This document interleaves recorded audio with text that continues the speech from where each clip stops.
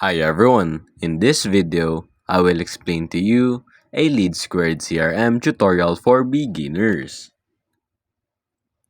First step is sign up or log in. Visit Lead Squared website and sign up for an account if you're new or log in if you already have one. Next is to set up your account. Complete your profile setup, including company details, industry, and time zone. Now, understand the dashboard. Some of its key components include Leads Overview. It is the insight into new leads, conversations, and pending activities. Sales Dashboard tracks sales, team performance, and revenue metrics. Task Management manage follow-ups, emails, and other tasks.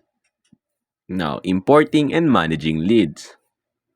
On adding leads, navigate to the Leads tab, click Add Lead, and input the required details like name, emails, and phone number. Now on automated lead capture, integrate Lead Squared with your website, landing pages, or social media platforms to capture leads automatically. Use tracking scripts to monitor visitor activity and generate leads. On organizing and segmenting leads. Smart Views create dynamic lists based on filters like lead stage, source, or location. Custom fields add fields specific to your business needs. Lead scoring assign scores based on lead behavior. Focus on high scoring leads for better conversion rates. Next is lead engagement and nurturing. Email campaigns. Use the email marketing tool to design and send personalized campaigns. Drip campaigns. Set up automated sequence to nurture leads over time. Tasks and follow-ups. Assign tasks like follow-up calls or meetings to team members. Use reminders to ensure timely engagement. Next is managing sales. Sales pipeline. Define custom sales stages. Move leads through stages as they progress in the sale process. Activities tracking. Record every interaction with leads, including calls, meetings, and emails.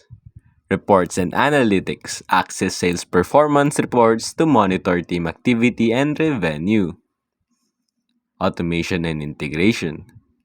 First is the workflows. Create workflows for repetitive tasks like lead assignments, notifications, or follow-ups. Next is the third-party integration.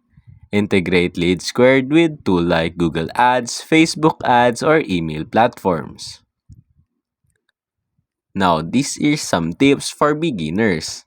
Regularly update lead details to keep your database accurate.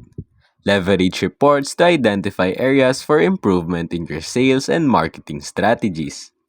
Lastly, train your team on using the platform effectively, and that's basically it.